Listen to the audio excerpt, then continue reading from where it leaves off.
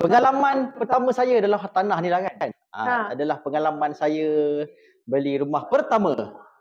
Okey. Jangan tanya, kau suka ambil tahu hal aku kan? Dia tak hanya cerita aku kan.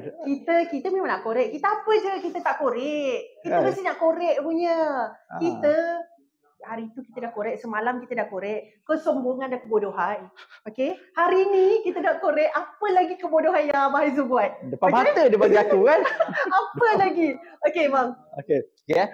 Pengalaman saya dalam hartanah ni bermula tahun 2009. Kan. Itulah first time saya nak beli rumah pertama. Okey. Masa saya bertunang tau. Masa bertunang tu, masa tu saya kerja kerajaan baru berapa tahun baru. Jadi dah bertunang. Bila bertunang biasalah mak saya ni biasa berempat lah menyewa sana sini, tak ada rumah sendiri tau. Kadang-kadang menumpang rumah abang. Rumah abang pun menyewa. Dan saya fikir apa tau, kalau kahwin nanti, aku nak bawa balik bini aku nanti, anak aku bawa balik mana? Betul. Rumah kan menumpang sana sini semua. Betul. Jadi saya nekat apa tau? Saya nekat aku kena beli rumah. Betul. Tak kisahlah kecil ke, buruk ke, kan, comot ke, macam mana harga. Masa tu, abang dah jadi ejen hartanah belum? Belum. Okey. Kan, harga rumah saya beli tau dekat Kuantan. Kat Kuantan, Batu 14 Jalan Gambang. Ingat Kuantan, Batu 14 Jalan Gambang. Masa tu abang stay sana ke? Tak, abang duduk Labuan. Kerja Labuan.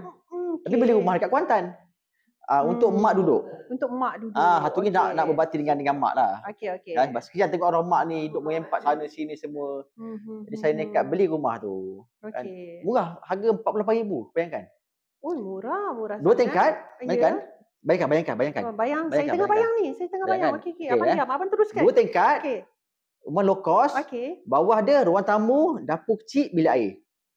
Ruang tamu, dapur, bilik air. 18, saya 18 kali berapa tak? 18 kali 50 tak silap. 18 kali 50. Okey. Atas 2 bilik. Atas 2 bilik. So 2 bilik saja, 1 bilik air. Betul. Rumah 2 bilik, 1 bilik air.